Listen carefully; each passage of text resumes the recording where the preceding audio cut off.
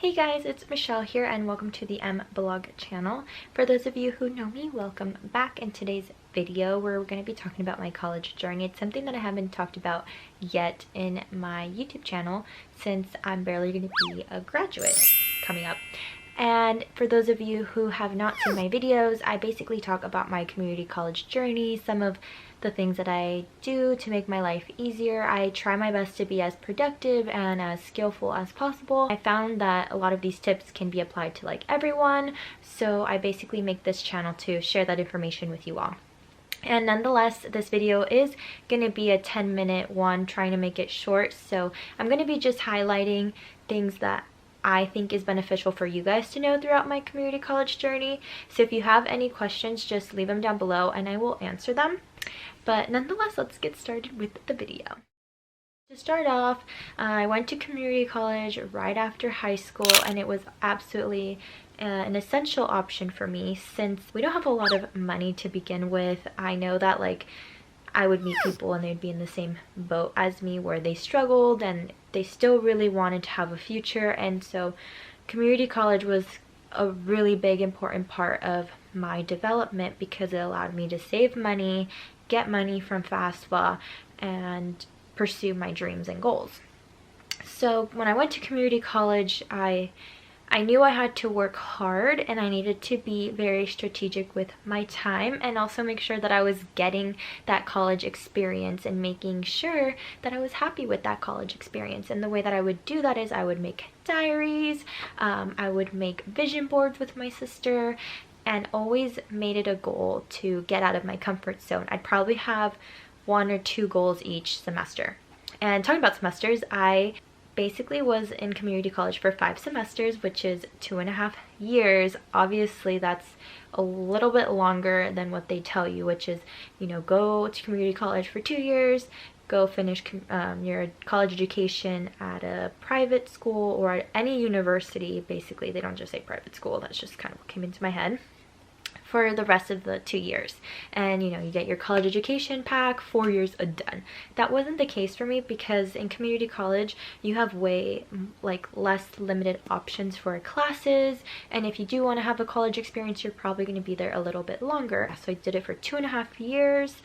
I got a lot done in those 2.5 years. I basically passed with like most of my classes A's, and I think I only got like 1 B. My first semester I took an art class that then led me to really want to study abroad to visit Florence. I was so hungry for it, you guys. Like, you have no idea how much I wanted to go. Turns out, because it was my first semester, I wasn't able to apply those units to actually be qualified as an applicant to go. So I had to wait practically a whole other semester to then be able to go abroad. I applied for the next applicable destination, which was London. In community college, you don't get to go wherever you want to go. You have to wait and see which one they're going to be offering that semester. It could be like Japan, it could be Australia. And so they offered London, and I was like, perfect, like I can fly over to Florence when I'm over there. That was my mindset. I thought that it was going to work out. I really wasn't that interested in London, but because it was an option, I didn't have a choice. So I went and I absolutely fell madly in love with it. Like, the people there, the culture, I said, oh my goodness, this is what I want in my life. I want to live here, I want to work here, I want to be with my people.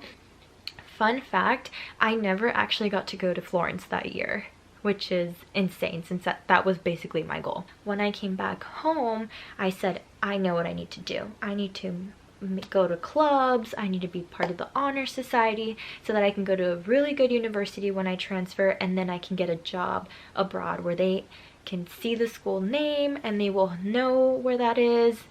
Whatever. That was like a very tiny seed that was implemented at that time. Then the following semester, when I started, you know, to my normal routine, I was really focusing on, you know, just being present on campus. So I basically ran my own rally. I did like a workshop in my honors club as well, so I'll share some pictures of that. And when it came to transferring, I ultimately found out probably like my 2nd year of community college that it needed to be a niche environment very small classrooms because that's what I was used to at community college, and I was really able to communicate with my professors. And I had to be close to home, and it had to also provide some good monetary value for me because I knew that after graduation I would need money to not just support my family but also to support my dreams of going abroad. So I applied to 3 schools and I got into all 3 because, you know, they were very niche and I was very focused on only those 3. So anyways, I got into those 3 and then I got really serious about 2, which was San Diego State University and University of San Francisco. I had conversations with absolutely everyone that you can imagine. I had conversations with my family, I had conversations with my friends, I had conversations with myself, God, like the person that was like in the bus. I would have absolutely conversations with everyone because I just didn't know what to do.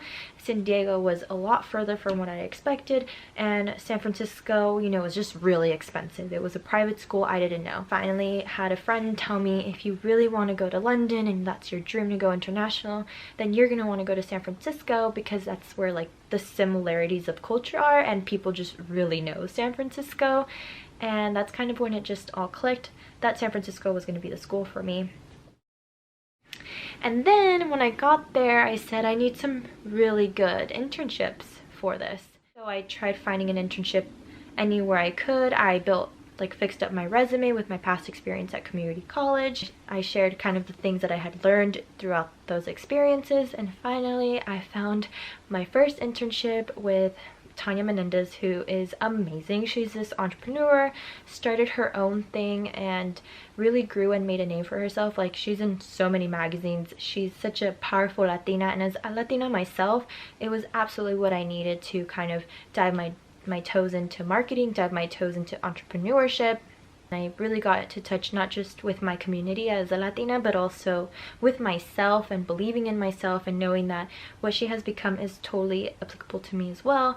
So that was great and amazing.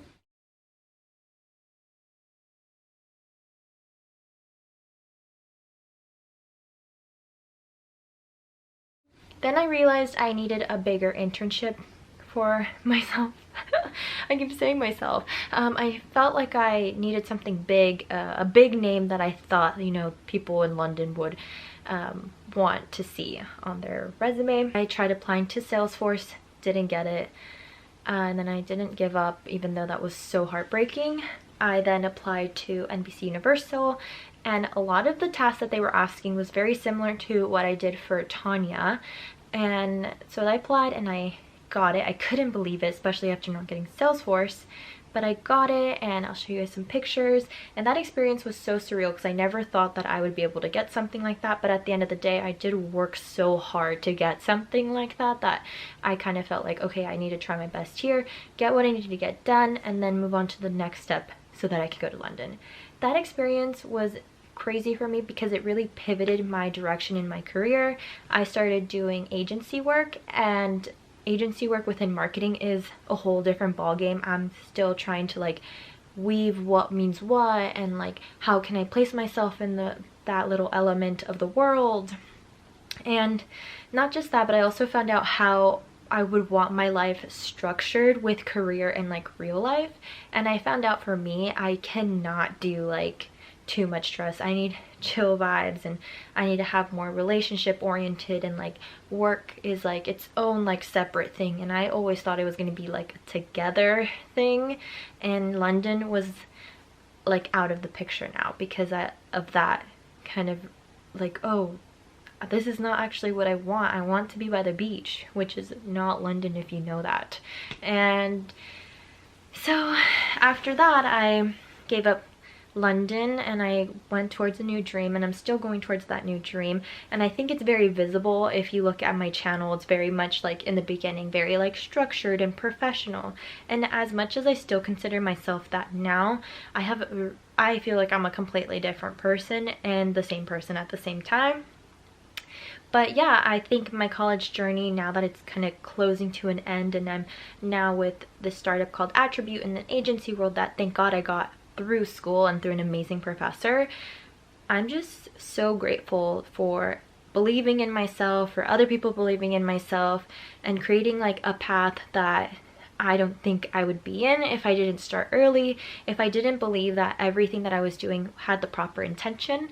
And at the end of the day, that this is really what this is about, is respecting, I don't know, the process, having patience, believing in yourself, and not letting anyone let you be put down. And so because I said this is going to be a shorter video, I'm going to end it here, and whatever you guys have to say, leave it down below, and I'll see you guys in the next video. Don't forget to like, comment, and subscribe, and I'll see you then. Bye.